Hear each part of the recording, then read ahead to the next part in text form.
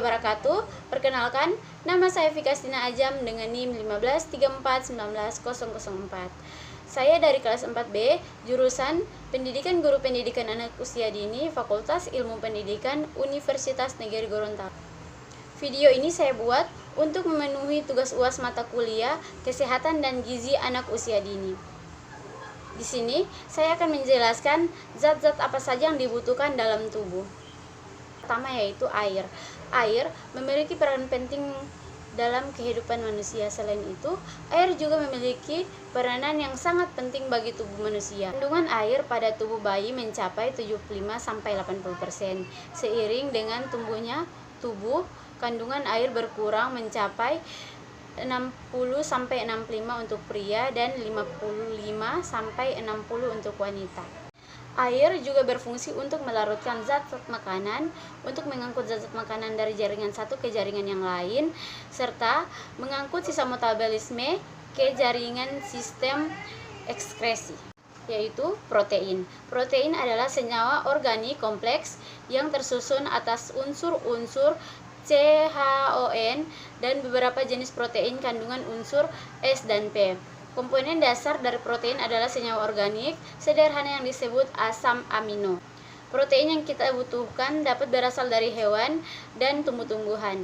Yang berasal dari hewan disebut protein hewani dan yang berasal dari tumbuh-tumbuhan disebut protein nabati. Protein yang diperlukan dalam tubuh memiliki fungsi yaitu membangun sel-sel yang telah rusak, membentuk zat-zat mengatur seperti enzim dan hormon, membentuk antibodi, bahan-bahan pembentuk senyawa asam amino lainnya, dan sebagai sumber energi 1 gram protein menghasilkan 1,4 serta sebagai sumber energi 1 gram protein menghasilkan 4,1 kalori.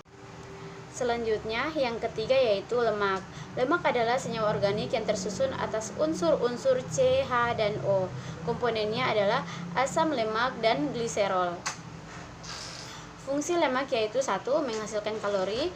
1 gram lemak menghasilkan 9,4 kalori. 2. Pelarut vitamin A, D, E, dan K. 3. Pelindung alat-alat tubuh sebagai pelindung tubuh dari suhu rendah. Bahan makanan yang mengandung lemak adalah bahan makanan yang berasal dari hewan, misalnya daging, keju, mentega, susu, telur, ikan, dan lain sebagainya. Yang keempat yaitu karbohidrat.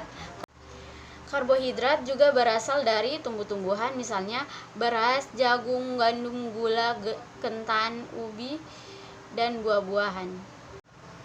Selanjutnya yang keempat yaitu unsur karbohidrat adalah C, H, dan O. Karbohidrat dapat disimpan di dalam tubuh sebagai glikogen. Kemudian yang kelima, vitamin. Vitamin adalah zat-zat organik kompleks yang dibutuhkan dalam tubuh dalam jumlah kecil pada umumnya, tapi tidak dibentuk oleh tubuh, namun dapat diperoleh dari makanan. Vitamin termasuk dalam kelompok zat pengatur dan pemelihara kehidupan. Jumlah vitamin yang dibutuhkan dalam tubuh yaitu A, D, E, K, dan B. Tiap vitamin memiliki tugas spesifik dalam tubuh karena vitamin merupakan zat organik, maka vitamin dapat rusak karena penyimpanan dan pengelolaan yang tidak tepat. Vitamin berperan dalam beberapa reaksi metabolisme energi tubuh, pertumbuhan dan pemeliharaan tubuh pada umumnya sebagai koenzim dan sebagai bagian dari enzim. Selanjutnya yang keenam yaitu mineral. Sama halnya dengan vitamin, mineral juga termasuk dalam mikronutrien. Zat makanan ini penting untuk berbagai fungsi tubuh, mulai dari pembentukan tulang dan gigi kuat, mengatur metabolisme, mendukung pertumbuhan sel darah merah, meningkatkan sistem kekebalan tubuh, hingga mempercepat penyembuhan luka. Untuk memenuhi kebutuhan mineral, pastikan Anda mengkonsumsi daging tanpa lemak, makanan laut, susu dan olahannya, kacang-kacangan, biji-bijian, sayur-sayuran, buah-buahan, dan kuning telur. Air juga berfungsi untuk melarutkan zat-zat makanan, untuk mengangkut zat-zat makanan dari jaringan satu ke jaringan yang lain, serta mengangkut sisa metabolisme ke jaringan sistem ekskresi. Itulah penjelasan zat-zat apa saja yang dibutuhkan dalam tubuh. Sekian dari saya. Wassalamualaikum warahmatullahi wabarakatuh.